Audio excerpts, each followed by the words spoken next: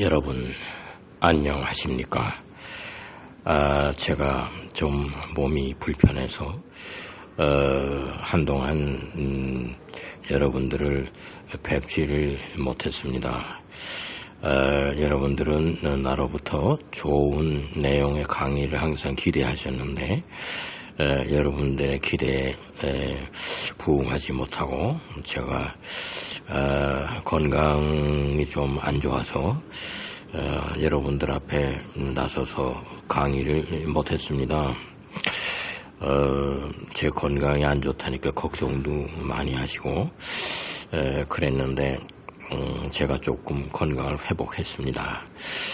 회복하자마자 여러분들 생각이 나서 사실은 다시 만나 뵙고 기쁜 그런 모습으로 서로 식사도 함께 하고 그러면서 강의를 하고 싶은데 제 마음이 여러분들 생각으로 간곡하다 보니까 제가 지금 좀 몸이 불편한 가운데서나마 녹음을 해서 유튜브에 올리고자 합니다.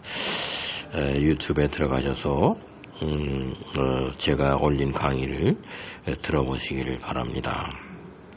이 강의 제목은 우주 몸체 구현입니다. 우주 몸체 구현, 영어로는 Astral Body Realization, Astral Body Realization입니다. 우주 몸체 구현. 우리가 지금 나사니 또는 에사는 유럽 우주국입니다. 또는 일본 짝사라든가 또는 러시아의 로스코스모스 등 우주 연구 기구가 많습니다. 요즘에는 인도, 중국에서도 아주 굉장히 열심히 우주 탐구에 나서죠. 우리나라도 항우연도 있고 항공 우주 연구가 굉장히 열심히 해서 세계의 선진국들의 대열에 지금 끼어 있습니다. 이런 데서 생각해 볼 것은 우리가 1969년도에 아폴로 프로젝트에서 사람을 달에다 보내서 달에 발자국을 내고 달을 방문하고 달에서 무슨 그런 광물들과 달에 있는 여러 가지 물질들을 채취해서 다시 지구로 돌아온 그런 사건이 있었습니다. 한간에는 달에 방문하는 것이 사실이 아니다 그런 얘기도 있고 하지만은 저는 그 사실도 믿고 있습니다. 그런데 제가 우주 연구도 하고 많은 연구를 해서 유튜브에 올린 것이 지금은 나사나 에사에서 거기 있는 한국 분들이 들어가서 많이 그것을 검색하고 제 강의를 듣는 것 같습니다. 그래서 한국의 그런 나사나 에사에서 지금 최첨단 기술로 우주를 개발하고 있는 모든 것을 소개하는 사람이 있다 이렇게 지금 알려져 있습니다. 그런데 오늘 제가 말씀드리려고 하는 것은 인간이 이런 3차원의 세계에서 사는 몸, 이 몸은 먹어야 되고 배설해야 되고 물을 마셔야 되고 잠을 자야 되고 그렇습니다. 이러한 몸을 가지고 우주여행은 불가능합니다. 그저 달에 갔다 온 것이 그것이 최대 가능성이었습니다. 맥시멈이었습니다. 이 몸을 가지고 화성을 여행한다던가 무슨 목성이나 토성에 있는 위성체에 가서 내려서 답사한다던가 이런 것은 불가능합니다. 그래서 우리의 지구에서만 살도록 되어 있는 이 몸체를 우주 몸체로 변형시켜야 합니다. 그것이 공상과학 영화 속에서 내가 고등학교 2학년 때 1955년입니다. 우리나라에 들어온 공상과학 영화가 있었어요. 그것이 This Island Earth입니다. 제목이 이 섬, 지구, 우주에서는 이 지구는 한낱 작은 섬에 지나지 않습니다. 우리는 그때 당시 1955년 6.25 동란이 끝나고 난 직후에 태평양이 얼마나 넓으냐, 또 뭐 미국 땅이 얼마나 넓은 것이냐, 그 아메리카, 북아메리카, 남아메리카, 또 뭐 유럽, 그리고 중국 땅, 뭐 아프리카, 그 뭐 5대양 6대주가 굉장히 광활하고 넓은 데죠. 그 지구가 아주 큰 겁니다. 이런 그 세계관 속에서 그 공상과학 그 영화가 나왔는데 1955년에 그 제목이 우주에서는 지구는 한낱 작은 섬에 지나지 않는다, 그런 겁니다. This Island Earth입니다. 거기에 무슨 장면이 나오냐 하면은 인간이 우주여행을 합니다. 남자와 여자가 둘이서 우주여행을 하는데 성층권을 벗어나게 되면은 시험관 속에 들어가서 거기 우주여행하는 사람들이 모두 다 몸을 우주 몸체로 변형시켜야 합니다. 그런 장면이 나옵니다. 그래서 그 몸을 가지고 어디 화성이든지 우주에 내리면은 잠을 안 자도 되고 물을 안 마셔도 되고 또 음식도 안 먹어도 됩니다. 그리고 배설하는 것이 전혀 없습니다. 그리고 그 극심한 온도의 변화를 이길 수 있습니다. 뭐 마이너스 100도 뭐 이런데 이길 수 있고, 또 달 같은 데는 뭐 그 낮에는 태양이 강렬하면 100도가 넘습니다. 그럼 마이너스 100도에서도 견디고 플러스 100도에서도 견디고, 그런 기온의 차이, 기압, 또 공기의 차이, 수압, 그런 것과는 상관이 없는 몸체, 즉 우주엔 어디든지 어떠한 경우든지 인내하고 이겨낼 수 있는 소위 우주 몸체로 변형시켜야 하는 것입니다. 그래가지고서는 우주여행을 마치고 지구로 돌아오면은 또 그 변형시켰던 그 장소에서 성층권 어디 가까이 와서 지구의 몸체로 다시 변형을 시키는 겁니다. 그러면 이제 지구에서 식사도 하고 뭐 목도 말라서 물도 마시고 배설도 하고 잠도 자고 지구에서 사는 몸체로 우리가 바뀌어지는 겁니다. 이러한 공상과학 그 영화가 나왔습니다. 그런데 지금 우주 몸체를 우리가 변형시켜야 할 필요가 없는 정도로 우리 지구 내에 우주 몸체라고 그렇게 생각되는 생명체가 있습니다. 그래서 일명 물곰이라고도 하고 뭐 곰벌레라고도 하고, 영어로는 워터베어입니다. 그러니까 물곰이죠, 우리말로 번역하면. 그리고 학명으로는 하이프시비우스입니다. 하이프시비우스라고 하는 학명을 가지고 있는 곤충 종류인데, 뭐 길이는 한 1.5mm가 제일 큰 겁니다. 그리고 알에서 부화돼 가지고 아주 작은 것들은 뭐 1mm의 10분의 1 정도 뭐 이렇게 돼서 아주 작은 겁니다. 현미경으로 보아야 그것이 제대로 보이는 그런 작은 생명체입니다. 근데 움직입니다. 머리도 있고 몸은 4개의 부분으로 되어 있고 한 부분마다 발이 2개씩 붙었습니다. 그래서 발이 8개가 되고 이것이 아주 서서히 기어다니는 움직이는 동물입니다. 생명체입니다. 근데 이 휩시비우스라고 하는, 즉 물곰이라고 하는 워터베어라고 영어로 하는데, 이것은 마이너스 272도 절대 온도에서 한 1도 높습니다. 그러한 저온, 뭐 최저온이죠. 가장 낮은 온도에서도 생명력을 가지고 있고, 또 섭씨 150도 물이 끓습니다. 그런 데에서도 살아남습니다. 이러한 생명체입니다. 그리고 그 다음에는 방사능에도 뭐 견딥니다. 그리고 에베레스트 같은 높은 산, 그런 7,000, 8,000m 해발, 그런 데서도 뭐 살아남고, 또 아주 심해의 4,000m나 되는 심해, 거기 안에서도 살아남는 그런 생명체입니다. 그것이 지구의 생존에 있습니다, 현재. 주로 남극 대륙 같은 굉장히 그 추운 지방에 서식하고 북극 같은 데도 있습니다. 그리고 그 다음에는 또 물속에 있는데 이러한 존재를 지금 발견한 지가 얼마 안 됩니다. 그런데 상당히 그 지구의 존재에 있은 지는 오래됐습니다.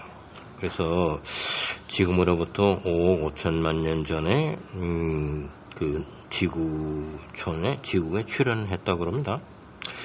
근데 그것이 그때 쥐라기라든가 백악기라든가 그런 고생대 때인데 그때 아주 소행성이 충돌해가지고 그 지구에 있는 생명체들이 완전히 멸종된 사건들이 있었습니다.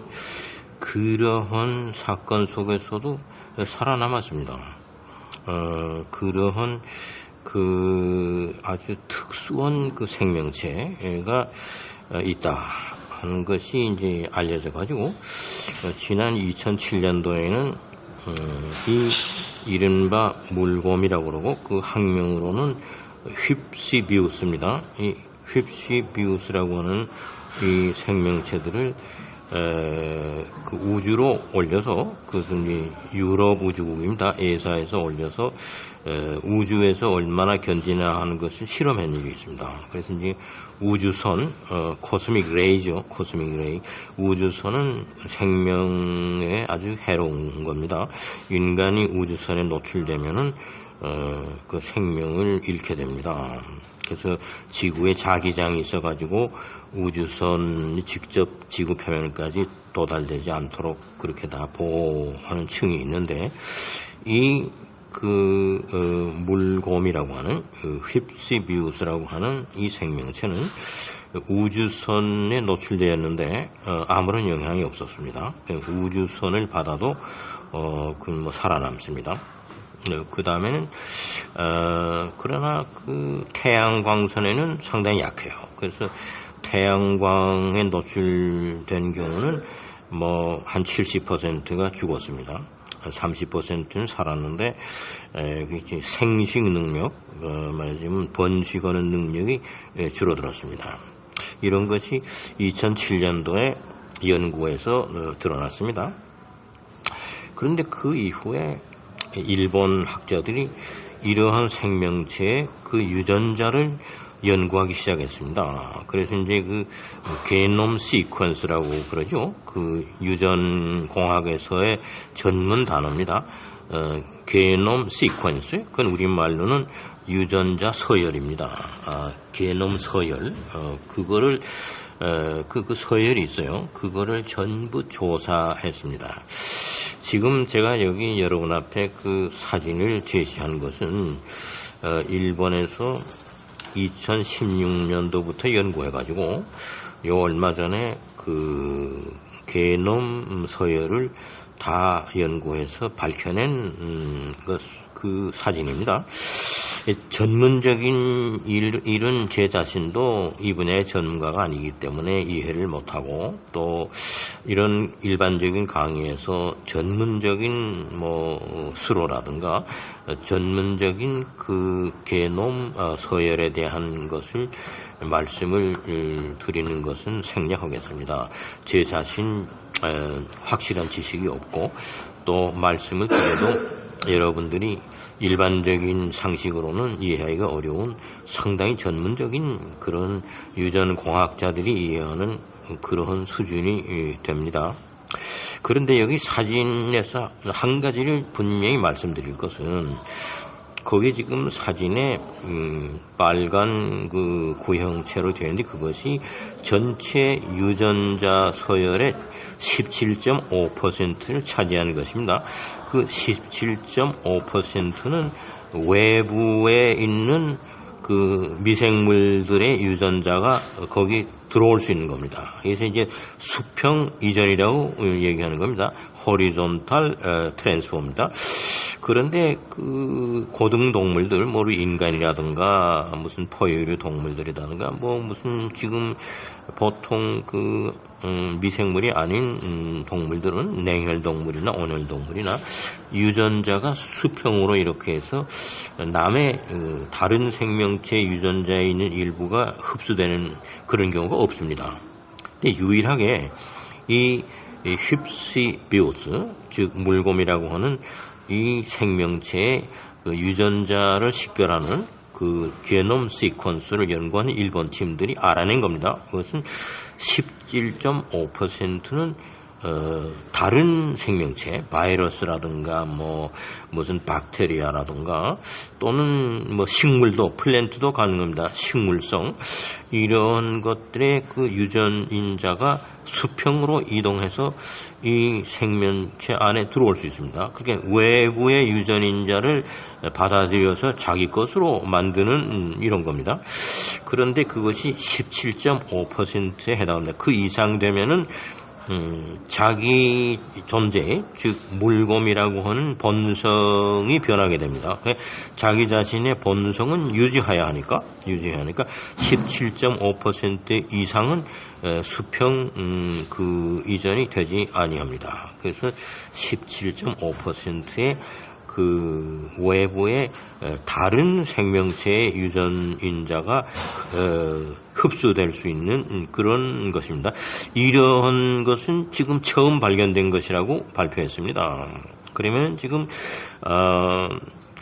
그동안에 이 물곰이라고 하는 것이 5억 5천만 년 동안 지구촌에 살아남아가지고 각종 그 위기, 아주 그 생명체들이 완전히 멸종하는 그러한 위험스러운 재난을 극복하고 그 중에서도 소멸되지 않고 살아남았다. 그런 것이 다 이 생명체 유전자를 진화시켰다. 뭐 이렇게 찰스 다윈의 진화론을 가지고 얘기를 하는 것인데, 일본 사람들이 그 게놈 시퀀스, 즉 유전자 서열을 연구한 그 결과에 의하면은 진화가 아니고 특수한 현상이 나타난 겁니다. 그 특수한 현상은 유전자의 일부, 즉 17.5%에 해당하는 부분을 수평으로 외부에 있는 다른 생명체 유전자로부터 받아들이는 그런 것이 가능한 겁니다. 이것이 지금까지 몰랐던 사건입니다. 유전공학에서 새로운 얘기입니다. 그래서 이것은 진화가 아닙니다. 어떻게 해서 그렇게 되느냐, 그것은 뭐 알 수가 없는 것인데, 그렇게 돼가지고 이 물곰이라고 하는 것은 죽었다 그러면은 식물성이 있기 때문에 수분이 다 말라서 수분이 없으면 씨앗처럼 됩니다. 그래서 말라있는 식물체 씨앗인데 몇 년간 있다가도 수분만 다시 흡수하면은 살아납니다. 그래서 식물이 싹을 내고 씨앗이 싹을 내는 것처럼 그런 식물성의 요소가 유전인자에 들어와 있기 때문에 그런 씨앗처럼 변형돼 가지고 있다가 뭐 30년 40년 후에도 수분만 있으면은 다시 그 물곰의 원래 생명체대로 복원됩니다. 이러한 것이 아주 특이한 거죠. 그래서 지금 이 물곰이라고 하는 것은 한마디로 말하면 우리가 원하고 추구하는 우주 몸체다. 이 우주 몸체를 구현하는 방법이 그동안 없었는데, 과학적으로 기술적으로 불가능한데 생물학적으로 이 물곰에 대한 유전 그 서열을 잘 연구하면, 그 게놈 시퀀스를 연구하면 거기로부터 우리 몸을 이 물곰과 비슷한 그러한 몸으로 만들 수가 있지 않냐. 그렇게 되면은 타이탄 그 토성의 그 위성입니다. 제일 큰 토성의 위성인데 거기는 제일 높은 온도가 마이너스 180도입니다. 이게 마이너스 180도면 기체가 질소라든가 또는 뭐 메탄이라든가 그런 기체가 액체화됩니다.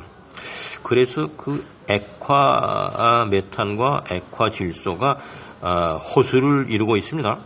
그것을 다 사진 찍어서 지금 나사에서 그 타이탄의 그 표면에 호수가 있다 하는 것을 발표했습니다.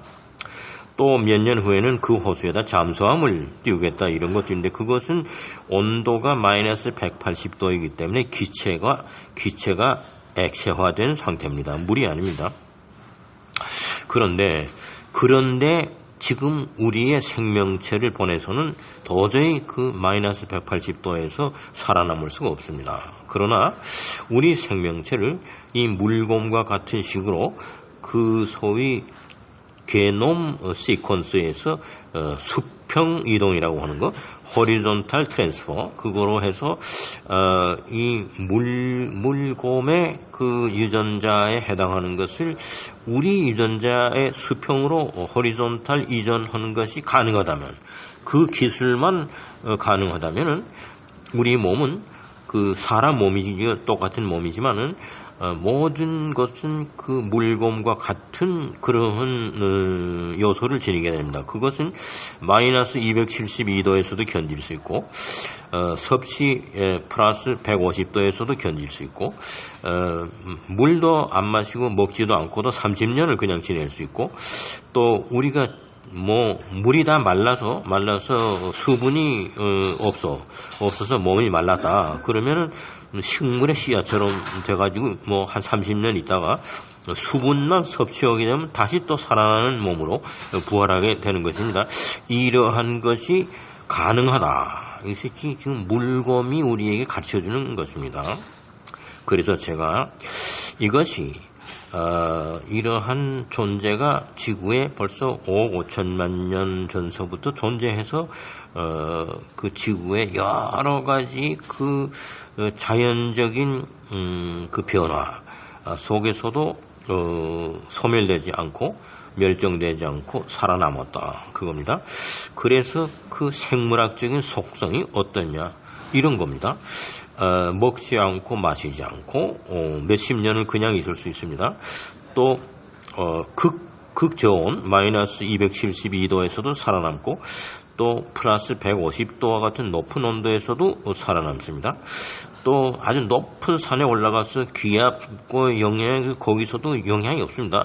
우리 사람 같으면 그런 데 올라가면 아주 현기증이 나고 기압의 변화에 영향을 받죠. 근데 이 힙시비우스라고 하는 물곰이라고 하는 이 생명체는 전혀 공기의 기압에 영향을 받지 않습니다.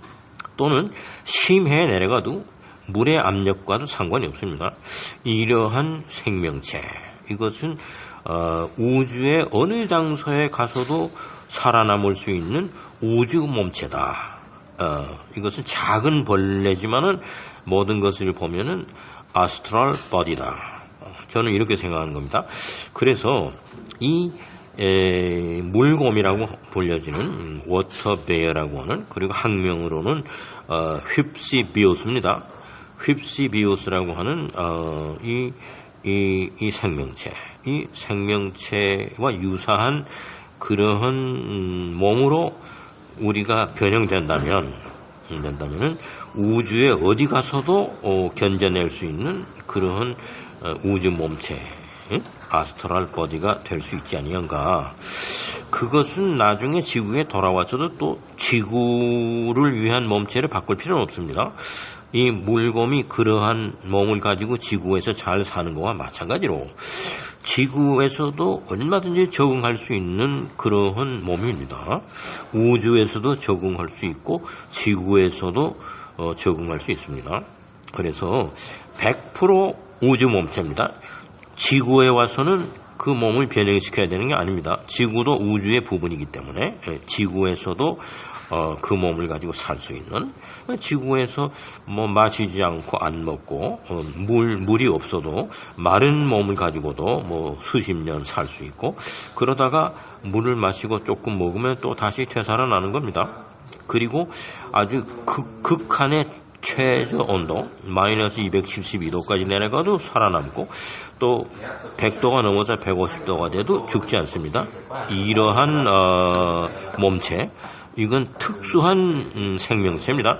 이것은 제가 말씀드리는 우주 몸체다, 이런 겁니다. 이 우주 몸체를 지금 그 물공을 잘 연구하고 거기에 게놈 서열을 잘 조사하게 되면은 우리 몸을 앞으로는 그런 우주 몸체로 바꿀 수 있지 않겠는가. 그래서 오늘 강의 우주 몸의 구현, 이런 것으로 영어로는 The Astral Body Realization에 대한 강의를 여러분에게 말씀드렸습니다. 앞으로 좋은 세상이 올 것입니다. 우리가 화성에도 가고 목성에도 가고 자유자재로 우주 여행을 하도 몸에 지장이 없는 소위 우주 몸체를 지닐 수 있는 때가 도래했다고 보는 것입니다. 오늘 강의를 마치겠습니다. 감사합니다.